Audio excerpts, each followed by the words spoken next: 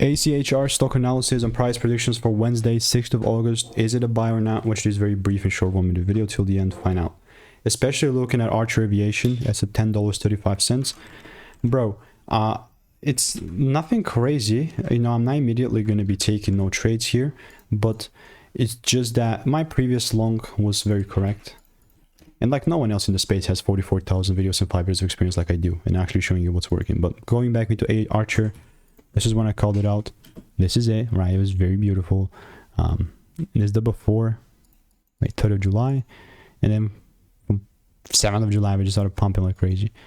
And without any proper second break above 10.63, I'm not gonna buy. We're so close, and I'm very risk averse, so this could be a very interesting ride. We'll see though. And I do have previous receipts with ACHR as well. So if you want free money making emails and insights, click the first link in the description, and I will continue to keep you updated. So no sweat there. Goodbye and enjoy.